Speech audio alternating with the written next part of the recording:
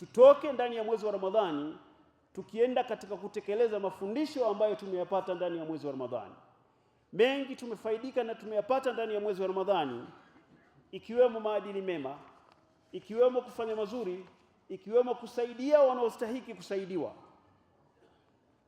ikiwemo kusoma sana Qur'an, ikiwemo kumtubia Mwenyezi Mungu, ikiwemo kusimama visimamo vya usiku. Na tutoke katika maadili mema kwamba tuwaelekezee vijana wetu waende na yale ambayo yametokana na wamejifunza ndani ya mwezi wa Ramadhani.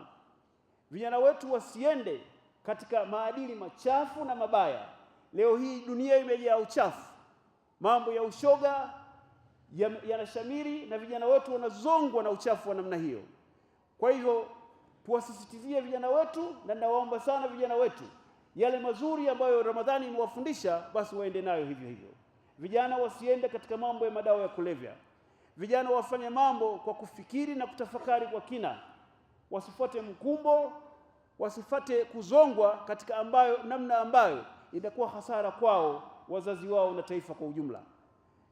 Vile vile nichukue fursa hii pia kuomba vyombo husika ikiwepo serikali kuwawezesha vijana wetu katika mambo tofauti na kuwaongoza katika masuala ya kimaendeleo, kiasi kwamba vijana wawe na namna fulani ya kuepukana na kwenda katika mambo yasiyofaa.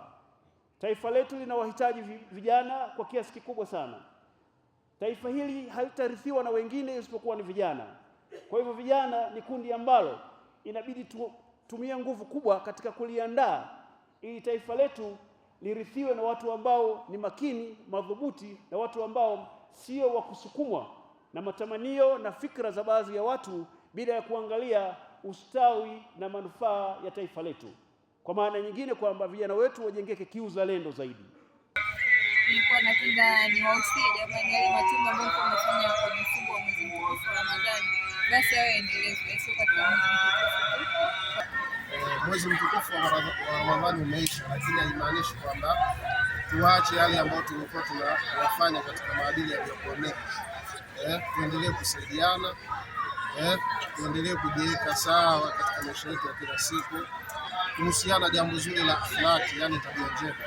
Kusema ule ukweli, watoto wetu maadili ya Ramadhani wanaenda vizuri sana, yani wanamtumikia Mwenyezi Mungu, wanavaa vizuri na wanajistiri vizuri sana, lakini Ramadhani kisha tu wanarudi kwenye mambo yao ya vile vile.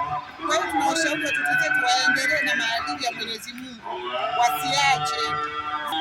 Ramadhani wao wanakuwa na maadili mema, wanamcha Mungu, wanafanya ibada kwa wingi, lakini wakati Ramadhani inapoisha unakuta watu wale ambao walikuwa wanafanya Ramadhani kumcha Mwenyezi Mungu, kufanya ibada kwa wingi, huwa wanaachana yale matendo ambayo walikuwa wanafanya kwa Ramadhani, ili kumcha Mwenyezi Mungu, ibada kwa wingi, waendelee nayo hivyo hata baada ya Ramadhani kuisha.